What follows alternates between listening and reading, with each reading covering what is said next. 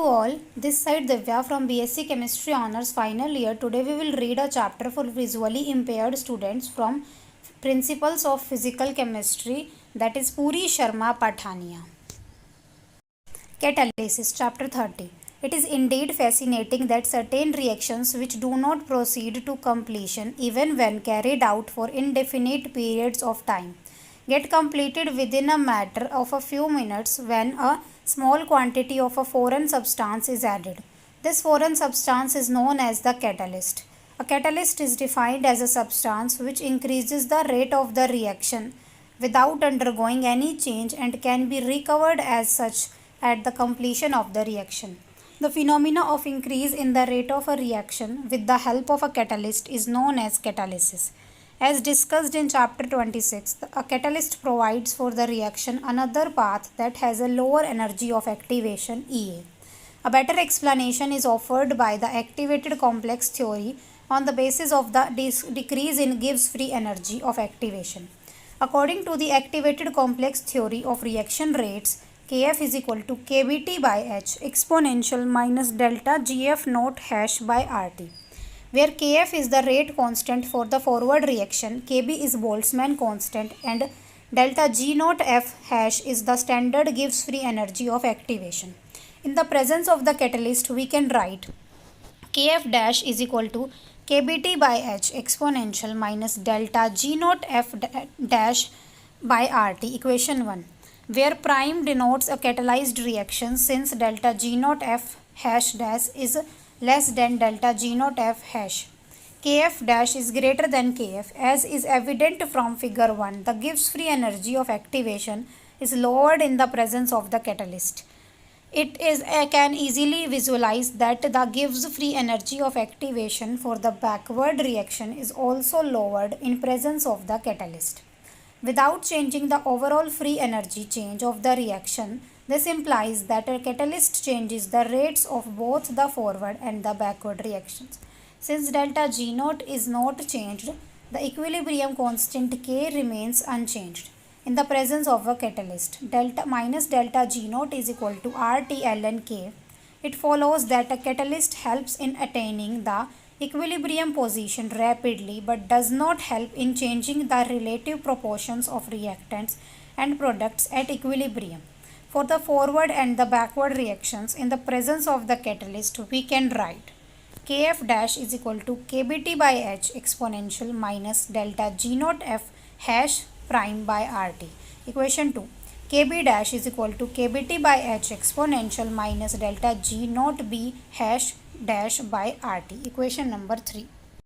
K equivalent is equal to Kf dash by Kb dash is equal to Kbt by H exponential minus delta G naught F hash star by RT divided by Kbt by H exponential minus delta G naught B hash prime by RT. Equation number 4 is equal to exponential minus delta G naught F dash hash by RT minus delta G naught B hash prime by RT is equal to exponential minus delta G naught by RT. Equation number 5, where delta G naught is equal to delta G naught B hash prime minus delta G naught F hash prime, figure 1. Since delta G naught has the same value in the presence or absence of a catalyst, K equivalent remains the same. General characteristics of catalytic reactions. The following characteristics are generally common to most of the catalytic reactions. First, the catalyst remains unchanged in amount and chemical composition at the end of the reaction. Second, only a small quantity of the catalyst is generally needed. However, in some homogeneous catalytic reactions, the rate of the reaction is proportional to the concentration of the catalyst. For example, the rate of inversion of cane sugar catalyzed by hydrogen ions varies with the concentration of the hydrogen ion present in the solution. In certain heterogeneous reactions, the rate increases with increase in the area of the catalytic surface. This explains why the efficiency of a solid catalyst increases when it is present in a finely divided state or deposit on some inactive material such as asbestos, chief platinized asbestos. Third, the catalyst does not alter the position of equilibrium in a reversible reaction. Bondstein was able to show that although the use of a catalyst hasn't the approach of equilibrium in the decomposition of hydrogen iodide, it did not alter the concentrations of the reactants or the products. This have been found to be true in the case of several other reversible reactions as well. Fourth, the catalyst does not initiate the reaction. The reaction is already occurring through extremely slowly in the absence of the catalyst. The function of the catalyst seems to be only to speed up the reaction considerably. The reaction in the presence of a catalyst takes place through some alternative path which requires much lower energy of activation, hence it is speeded up. Fifth, the catalyst is generally specific in its action. Manganese dioxide, for example, can catalyze the decomposition of potassium chlorate but not that of potassium perchlorate or potassium nitrate. Thus, manganese dioxide is specific in its action. Enzymes have also specific catalytic action. Sixth, the catalyst cannot alter the nature of the products of the reaction. The combination of nitrogen and hydrogen, for example, under suitable conditions results invariably in the formation of ammonia, whether a catalyst is added or not. Similarly, the potassium chlorate on decomposition gives potassium chloride and oxygen whether manganese dioxide is added or not. Seventh, a catalyst is poisoned by certain substances. It has been found that impurities of any type, even if present in small amounts, inhibit or retarded the rate of catalyzed reactions to a large extent. These impurities are therefore called catalytic poisons. For example, the rate of combination of sulfur dioxide and oxygen in the contact process is slowed down considerably if some arsenic compounds are present even in traces. Types of catalysis. Catalysis is classified into two broad types. First, homogeneous catalysis, in which the reactants and the catalyst form a single phase, and second, heterogeneous catalysis, in which the reactants form one phase but the catalyst form a different phase, usually solid. Homogeneous catalysis.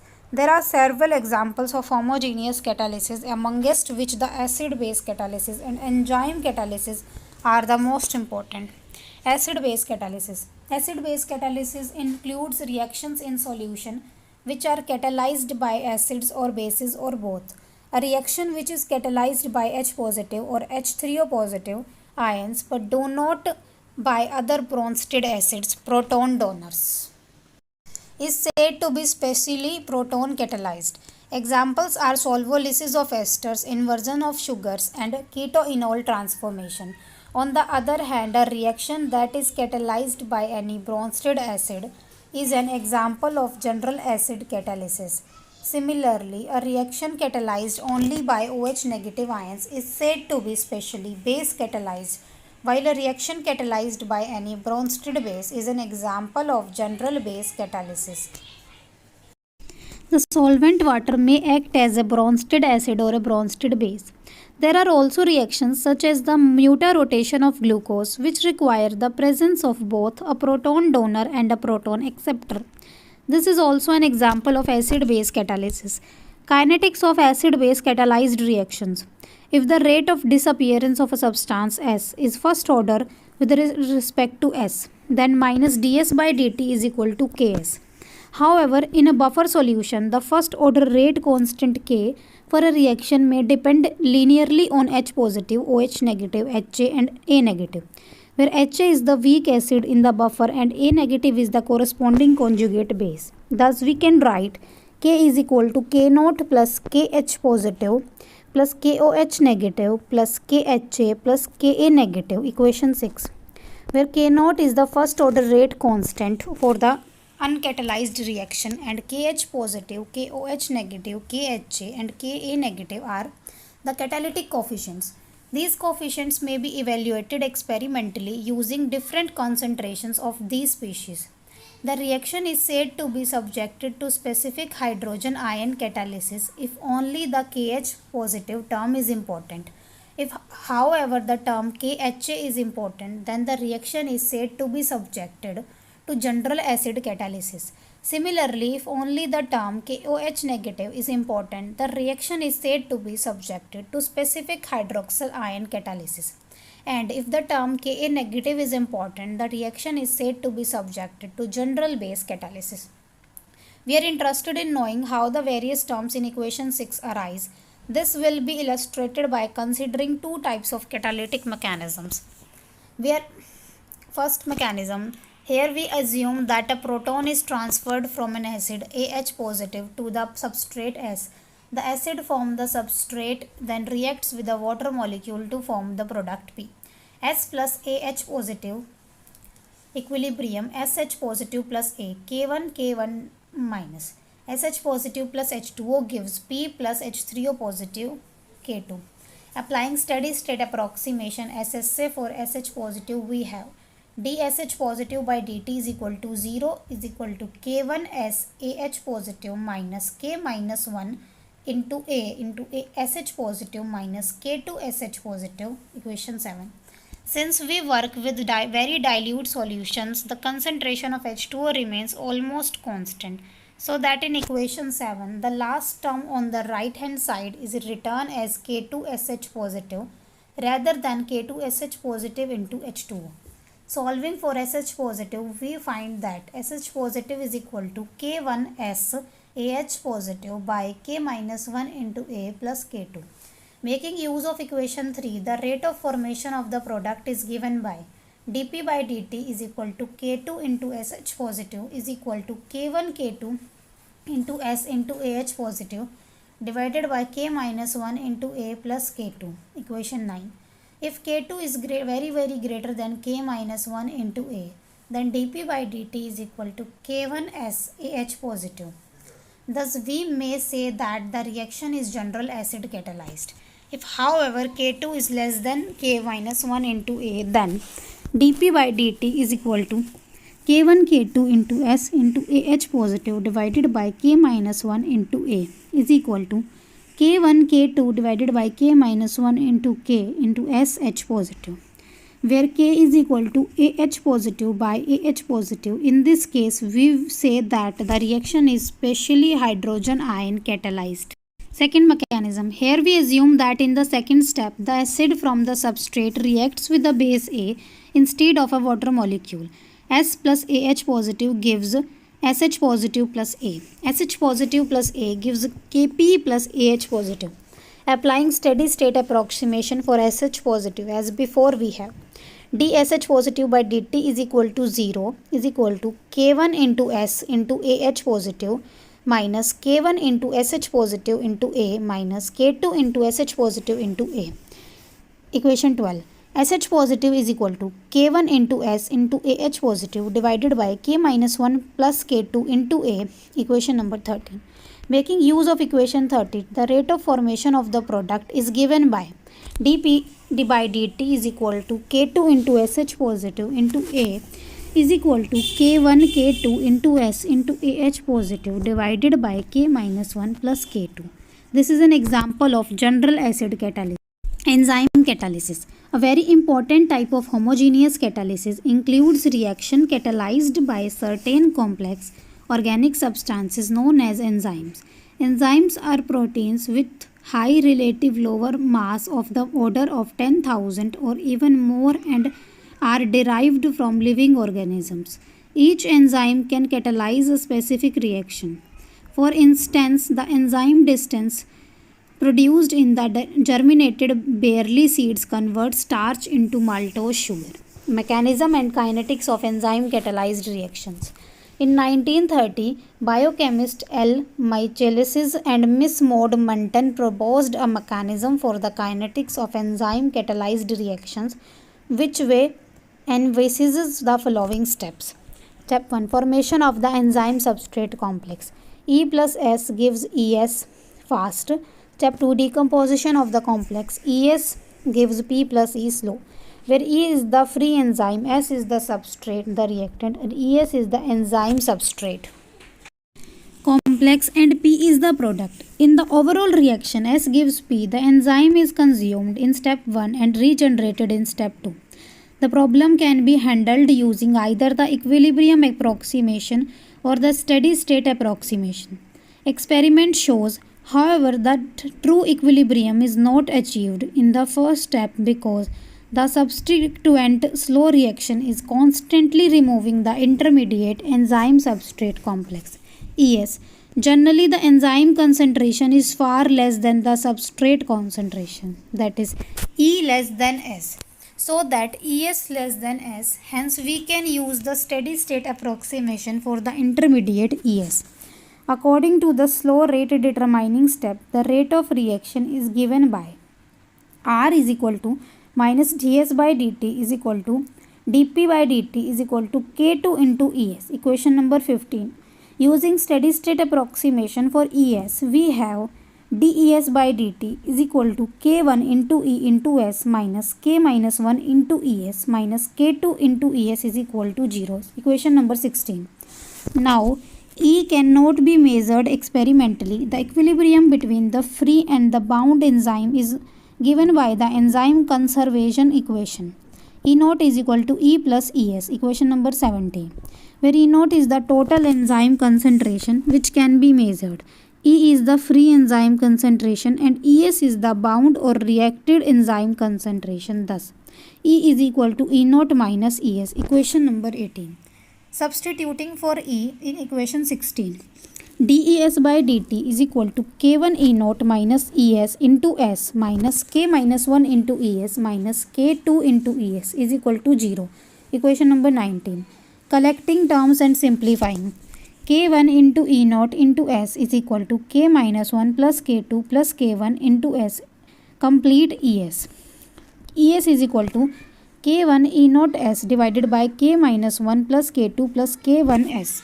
Substituting of ES in equation 15, R is equal to K1 K2 E naught S by K minus 1 plus K2 plus EK1 S. Dividing the numerator and the denominator by K1, R is equal to K2 E naught S divided by K minus 1 plus K2 by K1 plus S is equal to K2 into E naught into S divided by Km plus S, where the new constant Km called the Michel's constant is given by Km is equal to K minus 1 plus K2 divided by K1. Note that Km is not an equilibrium constant. Equation 23 is known as Michel's-Menten equation. Further simplification of equation 23 can be made when all the enzyme has reacted with the substrate at high concentration.